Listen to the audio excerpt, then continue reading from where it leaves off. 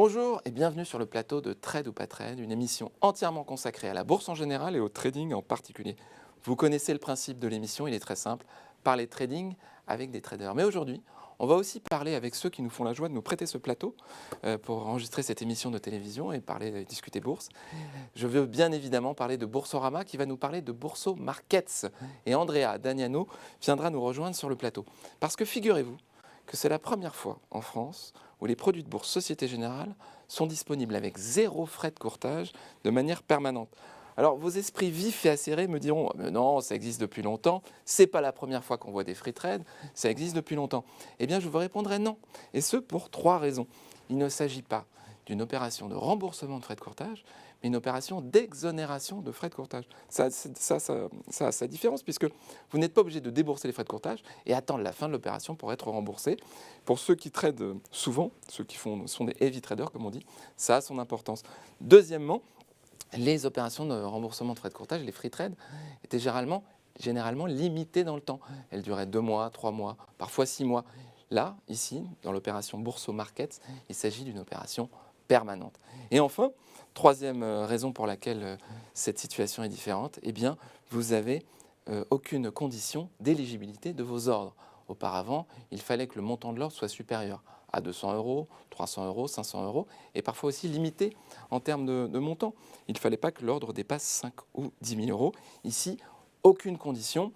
Tous les ordres qui sont acceptés par la plateforme de trading de Boursorama sont éligibles à l'opération. C'est une des particularités de Bourso Markets et on en parlera tout à l'heure. Il est temps pour moi de présenter nos invités. Alors à ma droite, nous avons Mathieu Lebrun. Bonjour Mathieu. Bonjour, vous êtes responsable de la newsletter financière SMS Cash Alert du groupe Agora. Merci d'être avec nous. Merci à vous pour l'invitation. Mais c'est avec plaisir. Jean-Louis, alors on ne vous présente plus, 38 ans de métier, vous êtes responsable 42. de Perceval Finance. 42 responsable de Perceval Finance, une institut de formation. Vous avez formé beaucoup d'opérateurs de marché à Paris. Merci d'être avec nous et bonjour. À ma gauche, Franck Morel. Franck Morel, vous êtes responsable de zonebourse.com. Vous êtes un passionné d'analyse technique, passionné des marchés. Ça fait combien, 20, 25 ans que ça dure? C'est ça, 25 ans. Merci d'être avec nous. Bonjour Franck. Bonjour Thibault. Et Léa Jézéquel, spécialiste des produits de bourse et aussi spécialiste des quiz financiers. On n'en dit pas plus, on en parlera tout à l'heure et on verra qui est le plus fort d'entre vous. Et maintenant, il est temps pour nous de commencer la rubrique « On refait la semaine ».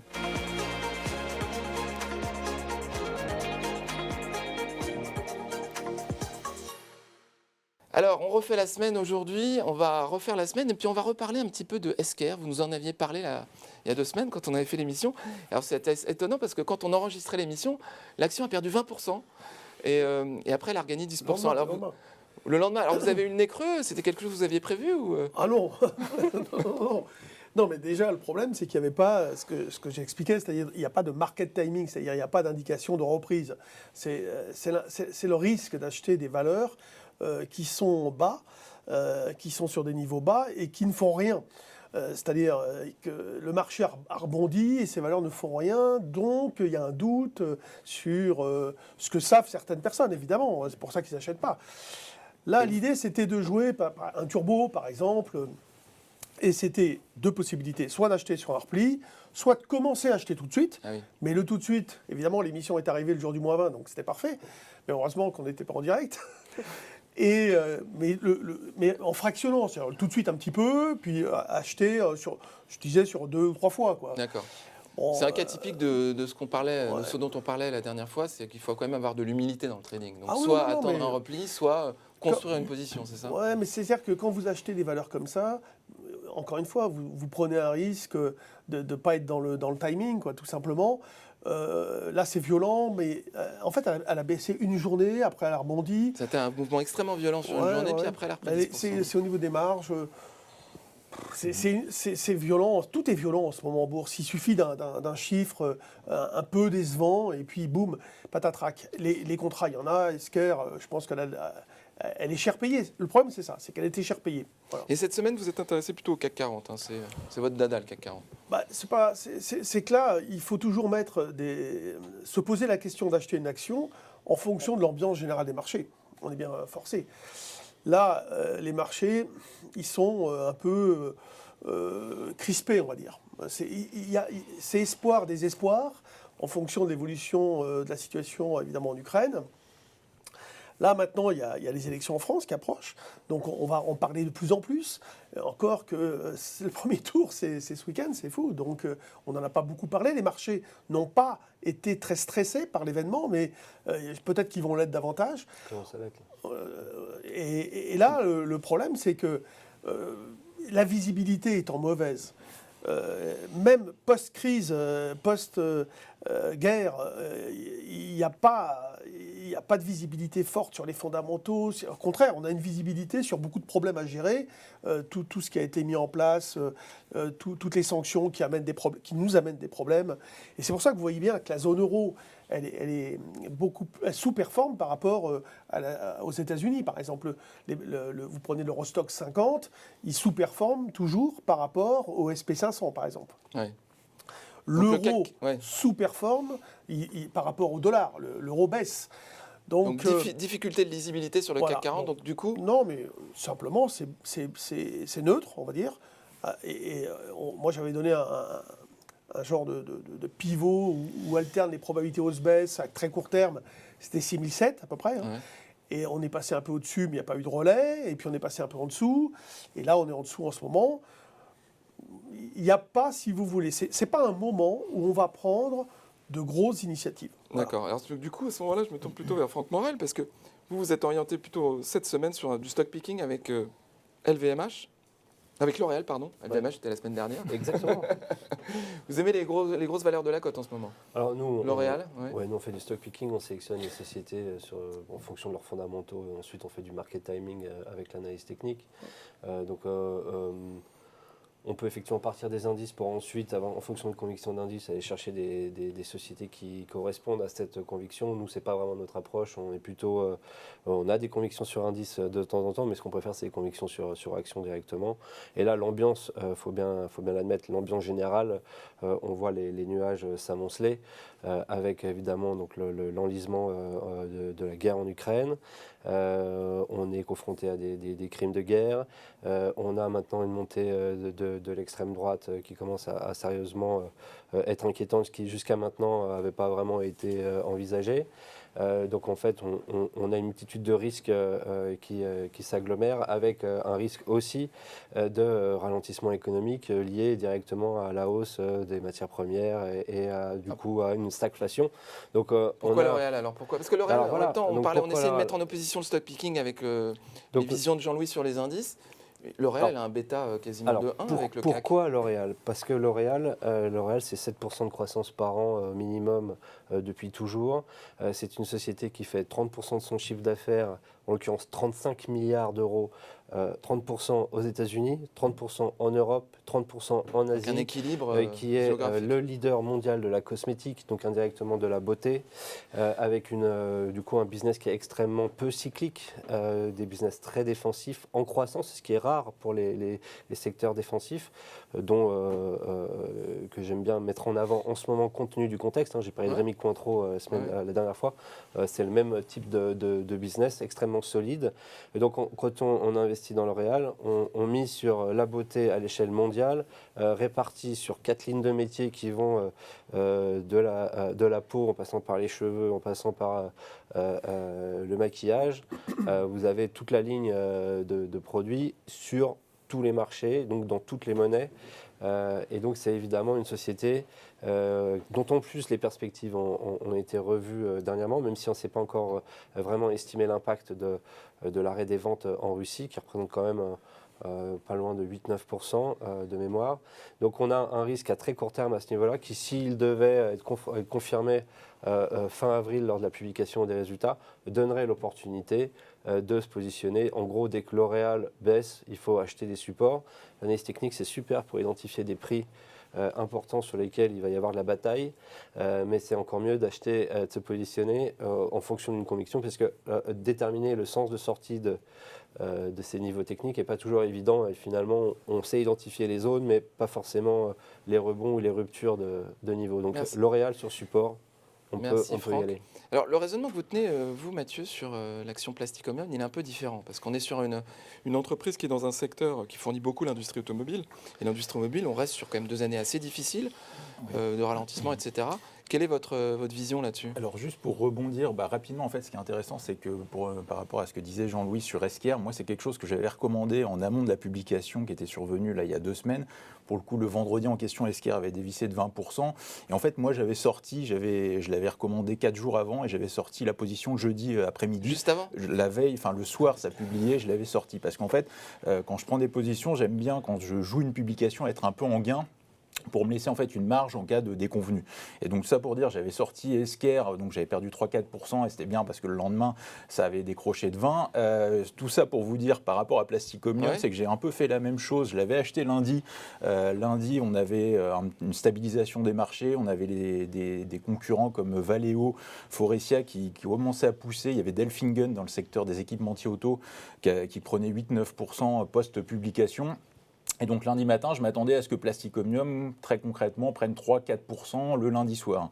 Le lundi, en fait, elle fini à plus 1, c'est-à-dire que je l'ai rentré à 16,60, elle finit à 16,65, je crois. Donc ça ne bouge pas. Donc en fait, moi, je sors parce que quand je n'ai pas de confirmation vraiment en intraday ou à 1 ou 2 séances dans le cas d'Esquire, je reprends mes billets. Et comme pour Esquire à J+1, en fait, elle a décroché le mardi de 6%. Donc, c'est intéressant ce que vous dites parce que j'ai l'impression que vous êtes en train de nous dire que vous allez jouer une publication de résultats mais en amont. C'est-à-dire que vous allez jouer le fait que ça s'accumule avant la publication de résultats au cas où ce serait positif, donc jouer ce mouvement qui va précéder la publication, et si ce mouvement n'est pas assez important, vous lâchez. Exactement. Alors pour le coup, dans le cas de Plastic Omnium, il n'y avait pas de publication, à part l'effet sectoriel sur Delfingen, mais pour le coup, sur Esquire, effectivement, c'est typiquement des situations où si l'action prend, je ne sais pas, 5-7% par rapport à mon prix d'entrée le soir, à la clôture, avant que ça publie, là, pour le coup, je peux rester en position, parce que si ça décroche même de 10% à l'ouverture, au pire, je sors à -2, -3. Par contre, je ne reste jamais en position comme ce que j'ai fait sur Esquire quand j'ai pas de risk-reward suffisant en fait. C'est un principe assez difficile d'ailleurs d'accepter de prendre sa perte. Jean-Louis, vous aviez la tête. Moi, si vous voulez, juste après l'émission, justement, j'étais étonné qu'elle baisse comme ça. Pas beaucoup, mais en fait, c'est ça. Moi j'ai perdu. Elle baissait. Je me suis dit, oh là là, c'est pas bon. C'était pas bon signe, si vous voulez. Voilà, ça donnait pas envie, c'est sûr. Ça donnait pas envie. Bon, puis après, plus largement, c'est vrai que c'est les valeurs growth. Alors moi, pour le coup, ce type de dossier-là, que ce soit même L'Oréal ou si c'est peut-être plus défensif, c'est quand même des boîtes qui sont très cher payées en termes de valo.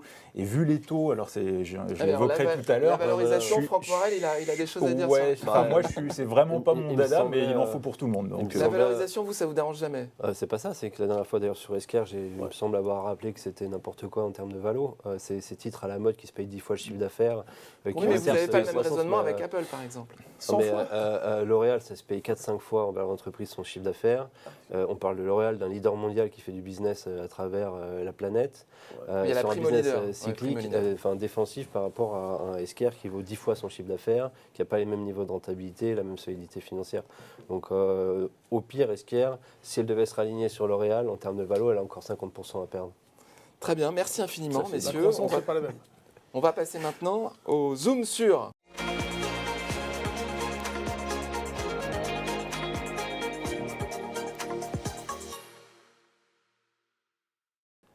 Le Zoom sur avec Andrea Dagnano. Bonjour Andrea, bienvenue sur le plateau de Trade ou pas Trade. Vous allez nous parler de Bourso Markets, c'est bien ça? De Bourso Markets, effectivement. Bourso Markets, pardon. Voilà, comme vous l'avez très bien dit tout à l'heure, Bourso Markets, le concept il est simple, c'est de proposer à nos clients plusieurs dizaines de milliers de produits sans aucun frais de courtage.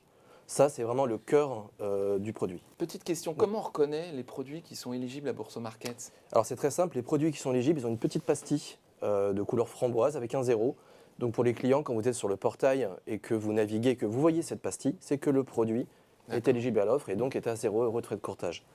Seulement, ça ne s'arrête pas là. 0 € de frais de courtage, c'est très bien. Maintenant, l'idée globale du projet, c'était donc de donner accès aux meilleurs produits, selon nous, sans frais de courtage, mais aussi de donner tous les outils qui conviennent pour investir de manière sereine. Et pour ça, ce qui est important, on le sait, c'est d'être formé sur les produits sur lesquels on investit. La pédagogie. Donc formé sur les produits de bourse, par exemple, et aussi informé sur les marchés. Si on n'est pas informé sur le marché, ça va être compliqué de pouvoir trader sereinement.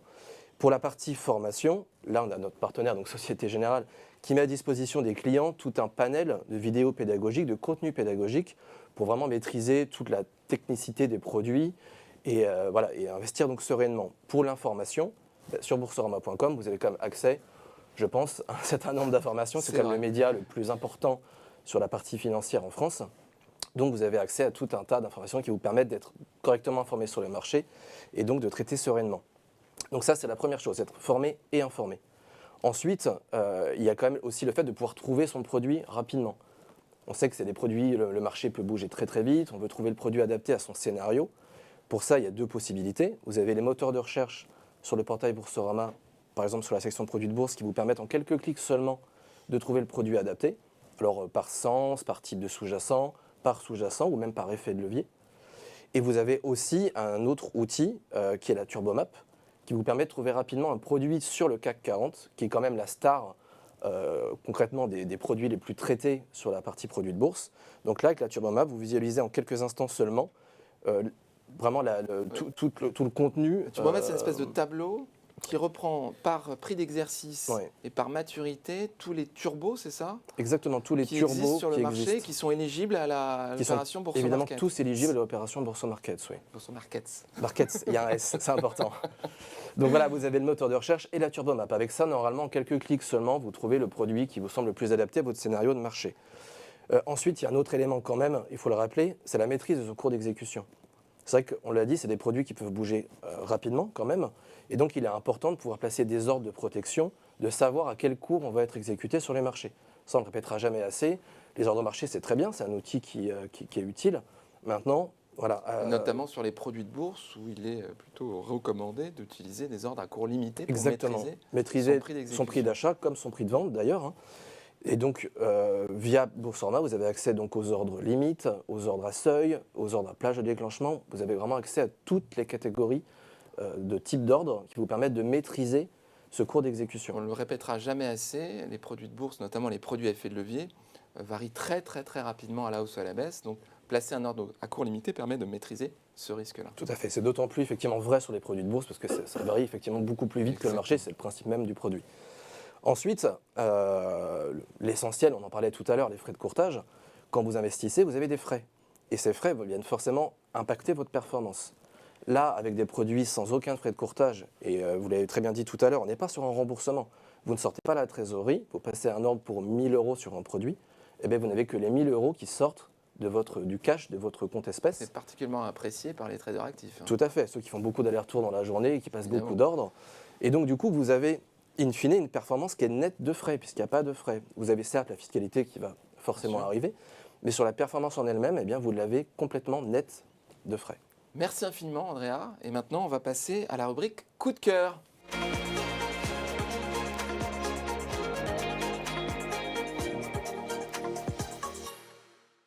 Rubrique coup de cœur avec le retour de Léa sur le plateau. On va commencer le coup de cœur par vous, Jean-Louis. Vous connaissez le principe, c'est 1 minute top chrono pour nous convaincre sur une action proprement dite. Il s'agit maintenant de Ubisoft. Donc on va compter 1 minute, c'est parti. À vous, Jean-Louis. Alors, comme pour Esker, il y a 15 jours, il n'y a pas sur cette valeur de signal d'achat technique. Donc, on y croit ou on n'y croit pas. Elle a un comportement, évidemment, elle a vraiment sous-performé depuis des mois, hein, puisque par rapport à son tuyau, elle a divisé par 2 à peu près, un peu plus même. Et là, on va dire qu'elle commence à se stabiliser et elle se reprend légèrement à la faveur d'un consensus qui évolue plus favorablement sur la valeur. Donc on revient, si vous voulez, à des idées d'acheter, etc. Normalement, le market timing, il faudrait que ça franchisse 45 €. Donc à partir du moment où ça franchit 45 €, une dynamique haussière peut s'enclencher et on peut acheter des options sur la valeur. Des turbos, j'ai vu qu'il y en avait. J'en avais déjà fait d'ailleurs il y a quelques années. Donc voilà, pourquoi pas. C'est une valeur intéressante. Évidemment, tout le monde connaît Ubisoft, jeux vidéo. Ils en ont sorti un aujourd'hui, ou hier, je ne sais plus. Mais en tout cas... Top. En tout cas, on restera sur cette note non conclue. Mais nous allons demander à nos deux invités de savoir s'ils adhèrent à ce discours ou pas. Oh là, nous avons un stop et un go. C'est parfait. Fantastique. Alors, on va commencer par la contradiction. Franck. En fait, fondamentalement, c'est une belle société de croissance qui gagne de l'argent, mais enfin, elle a multiplié les mauvaises nouvelles ces derniers mois, d'où sa sous-performance avec des retards, des reports de jeux qui sont de plus en plus, dont l'intensité capitalistique est de plus en plus importante. Hein. Sortir un jeu, c'est 2-3 ans de boulot minimum avec des centaines de personnes. Donc en fait, ils ont eu des problèmes de retard, de décalage de chiffre d'affaires, avec du coup des estimations de chiffre d'affaires et de bénéfices qui ont été revues à la baisse en permanence par les analystes qui suivent le dossier. Donc ça joue vraiment en sa défaveur. Et finalement, le principal argument aujourd'hui d'Ubisoft, c'est d'être une proie pour un acheteur potentiel. On a vu Microsoft qui a racheté Activision. En fait, les grands fabricants de hardware jeux vidéo, donc les Sony, les Nintendo, les Microsoft, sont susceptibles de racheter les derniers studios de jeux vidéo évolués et complexes. C'est une stratégie en soi. C'est une stratégie, sauf que quand on fait du trading et qu'encore plus sur des produits dérivés, le temps joue contre nous. Et donc, on va se réveiller un jour, Ubisoft sera racheté, mais si ça se trouve, ce sera dans 2 ans, et entre-temps, on pourra avoir souffert. Entendu. Mathieu. Alors, moi, effectivement, le gros, là où je suis d'accord avec Jean-Louis, c'est effectivement pour l'aspect OPAble, c'est justement une des caractéristiques de la valeur dont je vais vous parler juste après. Mais effectivement, comme l'a dit Franck, on a tout un contexte sectoriel qui est à mon avis porteur, et je pense qu'effectivement, ça finira par se faire racheter. Comme l'a dit Franck aussi, la question c'est de savoir quand. Je ne sais pas si ça tombera à 30 € avant ou pas.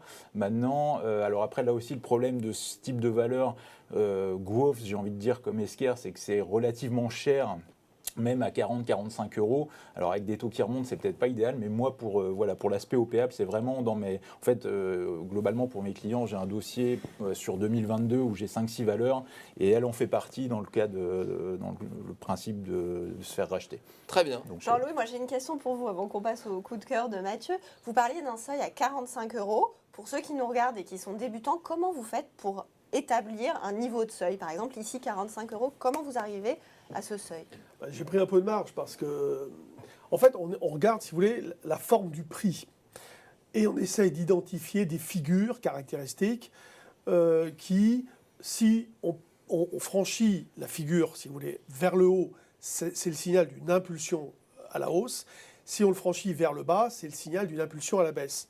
Avec, comme toute chose, des probabilités de réussite de 80%, etc. C'est pas une science exacte. Mais, si vous voulez, c'est précurseur. Enfin, l'idée étant de deviner par cette surveillance de la forme du prix les intentions de ceux qui savent peut-être des choses qu'on ne sait pas encore, ou qui sont en train d'acheter, et donc qui sont en train d'acheter ou qui sont en train de vendre, tout simplement. Voilà, c'est l'analyse technique, c'est essayer de voir dans la forme du prix une indication de hausse ou de baisse. Très bien, merci Jean-Louis. Franck, vous allez nous parler d'une valeur. Alphen, peut-être. Exactement. J'avais noté énergico-technologique. Parce qu'elle est spécialiste dans des nouvelles solutions de stockage de l'énergie électrique et de solutions de distribution de cette énergie pour les véhicules propres finalement. Exact. Donc Alphen. Attends. Voilà. 1 minute. Ouais, dites-moi. Top chrono, on attend, on marque le chrono, c'est parti. 3, 2, 1, à vous. C'est parti. Donc Alphen, c'est une société qui est cotée aux Pays-Bas, à Amsterdam, qui aujourd'hui vaut 2 milliards d'euros de capitalisation, qui est une des plus belles sociétés de croissance en Europe, puisqu'elle affiche des taux de croissance de 30% par an depuis plusieurs années et anticipée aussi pour le futur. Donc c'est une société qui se paye cher, qui se paye environ 65 fois les résultats de cette année et 45 fois les résultats de l'année prochaine, dont le métier est de fournir. C'est un spécialiste de l'électricité, que ce soit l'optimisation des flux, donc les réseaux électriques, ou le stockage, et plus récemment, mais de manière importante, un fournisseur de bornes de recharge pour véhicules électriques. Donc le véhicule électrique est en pleine explosion. La guerre en Ukraine va accentuer la nécessité d'accélérer dans l'électrique.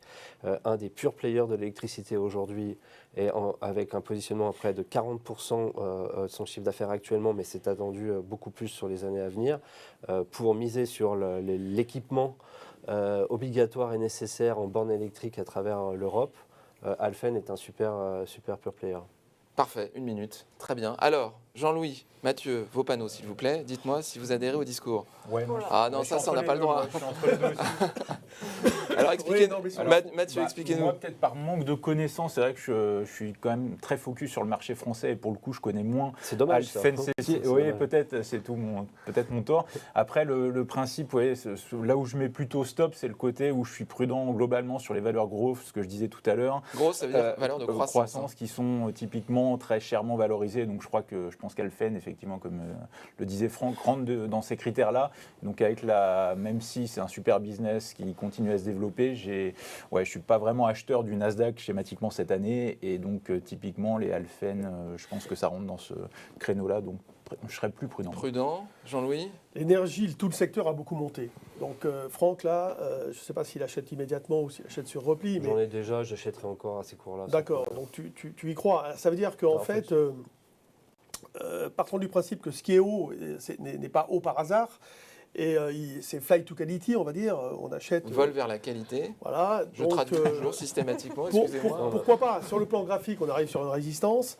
C'est les plus hauts historiques, résistance hebdomadaire. C'est le genre de valeur qu'il faut peut-être acheter, oui, sur des replis. Moi, je serais tenté de le faire dans le contexte global des marchés. Donc, on est quand même partagé. Mais c'est une on en valeur. restera là. C'est moi juste rajouter Ah, un mot. un peu timide. C'est une valeur de croissance, mais c'est surtout une valeur de l'énergie renouvelable. Oui, oui. Donc en fait, C'est une là, thématique, on est en train de parler très importante. après la guerre et de toute manière d'une nécessité d'accélérer très sérieusement dans nos émissions de CO2.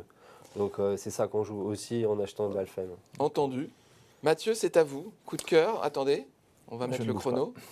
Est-ce que vous êtes prêts? Tout à fait. Très bien. Eh bien, c'est à vous. Alors, moi, c'est beaucoup moins croissance qu'Alphen, mais ça va être Carrefour. Alors, Carrefour, en fait, j'aime bien pour beaucoup d'aspects. D'une part, l'aspect défensif du business, c'est-à-dire qu'on l'a vu quand on regarde ces dernières semaines l'évolution. On voit que, notamment là, depuis 2 mois, crise en Ukraine, guerre en Ukraine ou pas, ça n'a pas tellement impacté le titre. Donc le business défensif, ça j'aime bien. En février d'ailleurs, la société avait publié de bons résultats avec une hausse des programmes de réduction de coûts. Donc là aussi, c'est intéressant dans le contexte inflationniste qu'on a où pour le coup, il y avait Casino par exemple qui avait averti dans le même temps d'un ralentissement de ses ventes et d'une hausse de ses coûts, donc des marges sous pression. Là pour le coup, je pense que Carrefour a beaucoup plus de marge et la main sur ça. D'ailleurs, c'est pas un mystère si la boîte dégage 1 milliard de cash flow, et ça aussi c'est quelque chose qui m'intéresse parce que c'est une société opéable. Quand on parlait d'Ubisoft tout à l'heure, je pense qu'il va y avoir quelque chose sur Carrefour. Alors comme on en parlait tout à l'heure avec Stop. Franck. Ah, je suis désolé. Ah, j'ai c'est pas la fini. règle. Ah non, vous n'avez pas Ah. fini, mais bon, vous aviez 1 minute, vous connaissez la Bon, règle du jeu. ok. Malheureusement, on s'arrête là. Alors si je rajoute Vous aurez- 20 secondes, 10 Non, secondes, non, vous pourrez juste le c'est rajouter. opéable et je pense que voilà, il y aura une Vous opération pourrez le dessus, voilà. rajouter pour répondre à vos contradicteurs. Jean-Louis, c'est stop. Ah non, Un go. non, je disais stop. Et Stop, Franck, ouais. J'ai bien compris. go. Je dirais plutôt stop. que Ouais, go, voilà, mais, stop. D'accord. Alors, on va commencer par vous. Non, mais Carrefour, c'est le premier employeur privé de France, donc c'est pas opéable. D'ailleurs, on l'a Enfin- vu avec Alimentation Couche-Tard, les Canadiens, qui ont fait une proposition de rachat de Carrefour. L'information est sortie, je vais vous dire, le lundi à 17h. Le lundi soir à 20h, on n'en parlait surtout pas. Et le mardi matin, Bruno Le Maire annonçait qu'il était hors de question que de toute manière Carrefour soit racheté. Et c'est seulement à ce moment-là, à 20h, le jour suivant, qu'on a annoncé qu'Alimentation Couche-Tard avait fait une proposition de rachat de Carrefour, Donc, mais vous qu'elle ne était croyez pas à l'OPR. refusée. Donc, Carrefour, son problème, c'est qu'elle fait le même chiffre d'affaires depuis 10 ans, avec des marges qui sont faibles. Après, c'est un secteur qui est très défensif, et en ce moment, il faut acheter du défensif, parce que pour toutes les raisons qu'on a déjà évoquées jusqu'à maintenant. Donc, pour ça, moi, je suis d'accord sur du très court terme et du timing pour Carrefour. Par contre, sur le côté investissement long terme et opéable, pour ma part, il n'y a pas de potentiel à ce sens-là. Ce serait plutôt un acheteur qu'un acheté. Entendu. Jean-Louis, vous êtes d'accord avec Mathieu? Je suis d'accord avec Franck et Mathieu. Oui, non, tout à fait. Tout le monde est d'accord, Ce que- c'est formidable. Non, mais ce que vient de dire Franck est On va très, très arrêter intéressant. l'émission. Sur le plan purement technique, elle a une belle, belle tendance, on va dire. Elle est sortie par le haut. Voilà, encore une fois, comme le marché a fait sa reprise technique et qu'on ne voit pas tellement de potentiel et qu'on pense qu'il pourrait à nouveau souffler, Eh bien, sur la valeur, c'est exactement la même chose. C'est l'idée d'accompagner des mouvements, encore On une fois. pourrait essayer, sur un repli, de l'acheter par exemple vers 17 €, vous voyez, des choses comme ça. Mathieu, Alors vous si je peux dites- juste Oui, merci, rajouter un Jean-Louis. petit Oui, complément par rajoutez, rapport à finissez l'aspect ce que vous- OPA, je disais OPA, mais c'était surtout sur le capital ouvert, opération capitalistique, je n'entends pas forcément une OPA effectivement, et c'est plus par rapport à Auchan, où il y a la famille Muliez derrière, qui a laissé passer les élections et que le dossier restait ouvert, donc moi je pense qu'il va y avoir une opération entre Auchan et Il y a Carrefour. un bon rendement. Voilà. Il y a un bon rendement. C'est pas tellement, c'est 3%, mais Ouais, c'est pas pas, voilà. Mais c'est vraiment, je pense qu'il y aura, voilà. Vous voyez quelque chose. C'est Écoutez, ça. c'est très intéressant. Donc, Merci, monsieur, pour ces coups de cœur fort instructifs. Maintenant, on va passer à la rubrique quiz.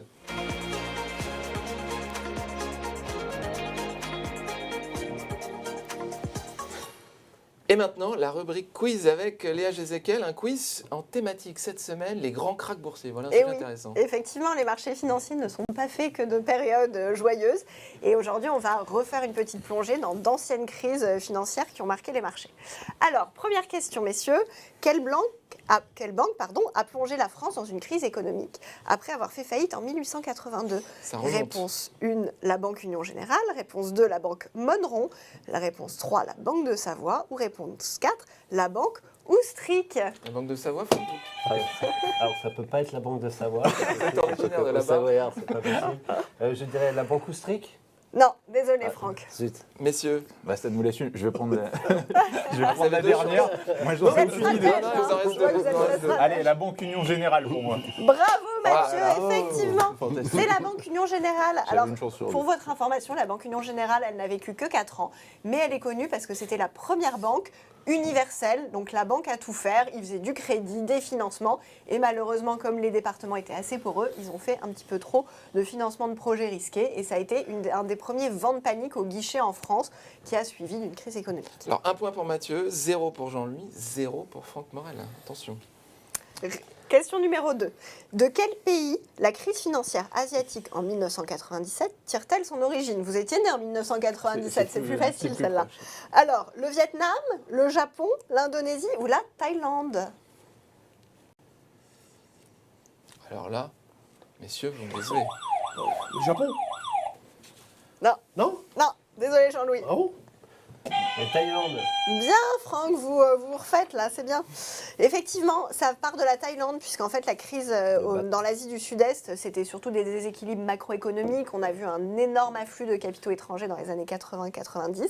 Et le jour où la Thaïlande a décidé de laisser flotter le baht, on a assisté à Battre la monnaie locale. Exactement, la monnaie locale. On a assisté à de très grosses dévaluations des monnaies, entre 30 et 50% dans la zone, et ça a entraîné une vague de récession et de chômage dans toute cette partie géographique. 1 point pour Franck, 1 point pour Mathieu, 0 pour Jean-Louis. Question numéro 3. Combien de temps le flash crash du 6 mai 2010 a-t-il duré? 8 minutes, 36 minutes, 54 minutes, 1 heure et 47 minutes. 36 minutes. Bravo, bravo Franck. J'étais devant, je l'ai Effectivement. vu. Ah, Je l'ai vu. on sent les mauvais souvenirs qui Non, non, remontent. non, non. Ouais, je l'ai Non, joué, mais... Effectivement, donc c'était le Dow Jones qui a dévissé de Ouais. plus de 9% en 10 minutes. Donc là, on est vraiment sur le trading à haute fréquence et ces débuts où il n'y avait pas beaucoup de systèmes de coupe-circuit qui ont été mis en place maintenant depuis par la SEC pour éviter justement qu'on ait des surchauffes comme ça dues aux Tu te algorithmes. souviens de l'heure? Ouais, c'était à 21h pour nous, quelque Un peu chose comme avant. ça. Ouais, Et, 20h30 à peu près. Moi j'étais Même dessus. ça mais vendait, ça vendait, 36 ça minutes, vendait. ouais. Alors là, la difficulté, c'est de savoir où ça commence, où ça se Ouais, termine. On cherchait Parce tous que ça avait l'information. déjà été vu. Et l'information Ça n'était avait pas commencé On avant, cherchait quoi. tous la raison, il n'y en avait pas.